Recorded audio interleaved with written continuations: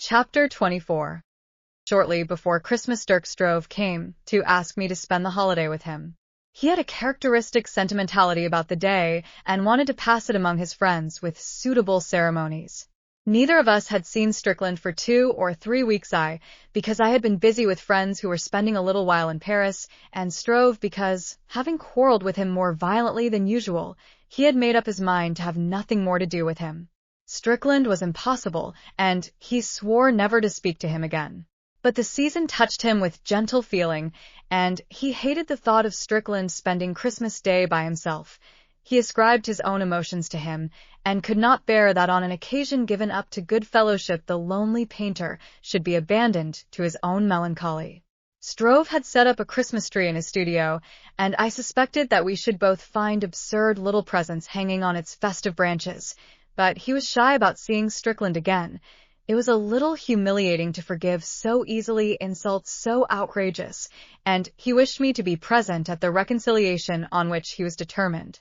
We walked together down the Avenue de Clichy, but Strickland was not in the CAF. It was too cold to sit outside, and we took our places on leather benches within. It was hot and stuffy, and the air was gray with smoke. Strickland did not come. But presently we saw the French painter who occasionally played chess with him. I had formed a casual acquaintance with him, and he sat down at our table. Strove asked him if he had seen Strickland. "He's ill," he said. "Didn't you know?" "Seriously?" "Very, I understand." Strove's face grew white. "Why didn't he write and tell me? How stupid of me to quarrel with him. We must go to him at once. He can have no one to look after him. Where does he live?" "I have no idea," said the Frenchman.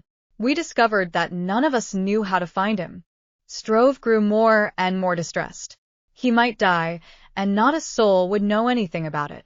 It's dreadful. I can't bear the thought. We must find him at once. I tried to make Strove understand that it was absurd to hunt vaguely about Paris. "We must first think of some plan." "Yes, but all this time he may be dying, and when we get there it may be too late to do anything." "Sit still and let us think," I said impatiently.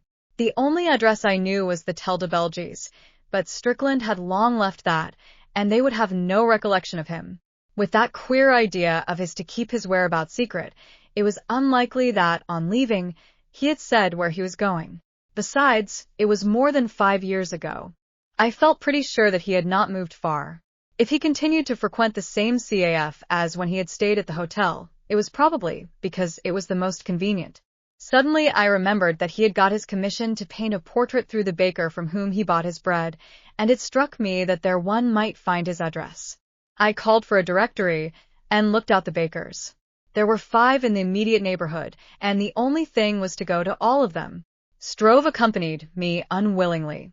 His own plan was to run up and down the streets that led out of the Avenue de Clichy and ask at every house if Strickland lived there. My commonplace scheme was, after all, effective, for in the second shop we asked at the woman behind the counter acknowledged that she knew him. She was not certain where he lived, but it was in one of the 3 houses opposite. Luck favored us, and in the first we tried the concierge told us that we should find him on the top floor. "It appears that he's ill," said Strove. "It may be," answered the concierge indifferently. "An effort. I have not seen him for several days."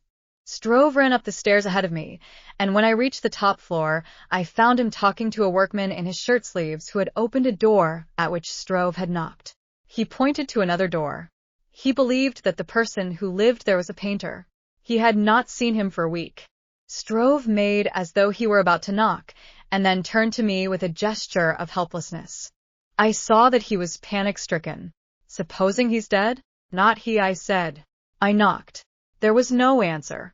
I tried the handle, and found the door unlocked. I walked in, and Strove followed me. The room was in darkness. I could only see that it was an attic, with a sloping roof, and a faint glimmer, no more than a less profound obscurity, came from a skylight. "Strickland," I called. There was no answer. It was really rather mysterious, and it seemed to me that Strove, standing just behind, was trembling in his shoes. For a moment I hesitated to strike a light. I dimly perceived a bed in the corner, and I wondered whether the light would disclose lying on it a dead body. "Haven't you got a match, you fool?" Strickland's voice, coming out of the darkness, harshly, made me start.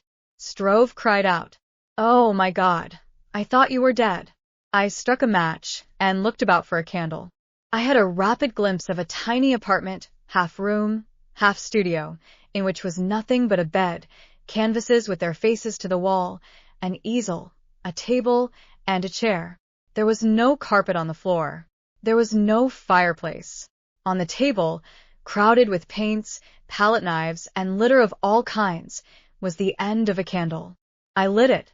Strickland was lying in the bed, uncomfortably because it was too small for him, and he had put all his clothes over him for warmth. It was obvious at a glance that he was in a high fever. Strove, his voice cracking with emotion, went up to him. "Oh, my poor friend, what is the matter with you? I had no idea you were ill. Why didn't you let me know? You must no idea have done anything in the world for you. Were you thinking of what I said?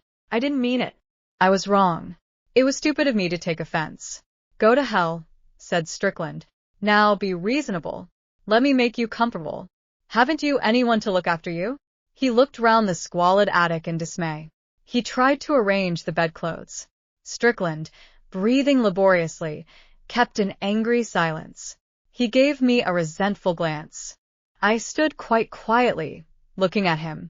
"If you want to do something for me, you can get me some milk," he said at last. "I haven't been able to get out for 2 days." There was an empty bottle by the side of the bed, which had contained milk, and in a piece of newspaper a few crumbs. "What have you been having?" I asked. "Nothing." "For how long?" cried Strove. "Do you mean to say you've had nothing to eat or drink for 2 days? It's horrible." "I've had water." His eyes dwelt for a moment on a large can within reach of an outstretched arm. "It'll go immediately," said Strove. "Is there anything you fancy?" I suggested that he should get a thermometer and a few grapes and some bread. Strove, glad to make himself useful, clattered down the stairs. "Damned fool," muttered Strickland. I felt his pulse. It was beating quickly and feebly. I asked him 1 or 2 questions, but he would not answer, and when I pressed him he turned his face irritably to the wall. The only thing was to wait in silence. In 10 minutes Strove, panting, came back. Besides what I had suggested, he brought candles and meat juice and a spirit lamp. He was a practical little fellow, and without delay set about making bread and milk. I took Strickland's temperature. It was 104. He was obviously very ill.